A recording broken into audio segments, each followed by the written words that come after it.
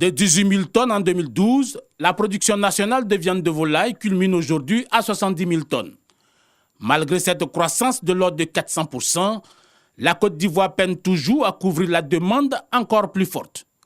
D'où la mise en place de 2 importants projets structurants qui touchent tous les maillons de la chaîne des valeurs, à savoir le projet de modernisation du secteur avicole et le projet d'installation d'abattoirs industriels de volailles. Dans le cadre de la structuration de ces 2 projets, plus de 97% du financement mobilisé par l'État est directement profitable au secteur privé, dont une partie est orientée vers les activités industrielles, notamment les abattoirs, les infrastructures de conservation et de stockage et le projet d'installation d'une casserie d'œufs industrielle d'une capacité de 1 à 1,5 million d'œufs par jour.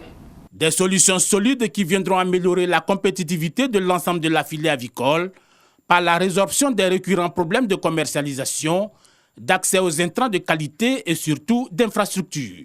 Ce projet va moderniser la filière et la modernisation permet un meilleur financement de la filière parce que comme vous le savez, les organisations informelles ont des difficultés à se faire financer et donc tout cet environnement constitue un frein au développement de la filière. Des opportunités pour une meilleure professionnalisation des aviculteurs avec de bonnes perspectives socio-économiques pour la Côte d'Ivoire.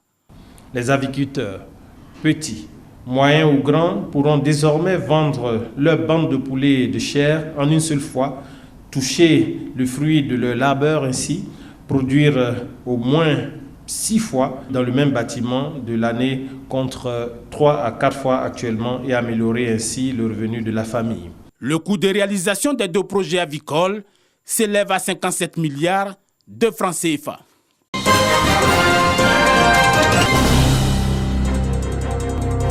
Le ministre de l'Emploi et de la Protection sociale, Adama Kamara, soulage les parents d'élèves des régions du Kabadougou et du Folon.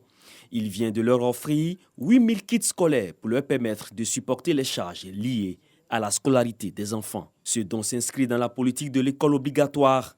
Par ces actions, le donateur entend encourager la scolarisation des enfants dans le district. En fin d'année, nous avons célébré les meilleurs élèves de la région du Kabadou et du Folon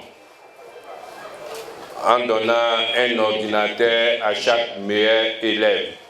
Et le ministre a dit qu'il est dans cette continuité pour toujours encourager nos parents à inscrire les enfants à l'école, qui est un des projets importants de son Excellence le Président de la République. Cette cérémonie de remise de kits coïncide avec la célébration du Maoulid. À la faveur de cette célébration, le ministre Adama Kamara a offert 60 bœufs aux populations.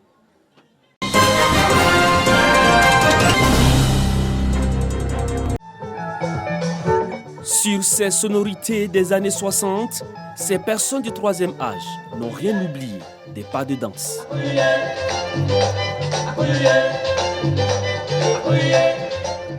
Elle célèbre la journée de la retraite active, une initiative de l'association des retraités de Cocody. Un moment pour les membres de cette organisation de se retrouver dans la convivialité, oublier un tant soit peu ces moments de monotonie quotidienne et participer à la vie active. Avant, la retraite nous faisait peur, mais maintenant, c'est une retraite heureuse. Une retraite qu'on peut préparer avec joie. À la jeune génération, je leur dirais de penser à leur retraite. Certains pensent qu'en allant à la retraite, on va pour mourir. C'est là que commence même la vie de l'être humain. L'association des retraités de Cocody est composée de plus de 100 membres. Défilés de mode et ballets orchestrés par ces personnes du 3e âge ont été les moments forts de cette rencontre qui a vu la participation d'autres associations sœurs. Une initiative encouragée par la marraine de cette rencontre. Vous avez travaillé toute votre vie avec sérieux et vous avez servi votre pays, la Côte d'Ivoire, avec votre cœur. Vous êtes une association de retraités organisée.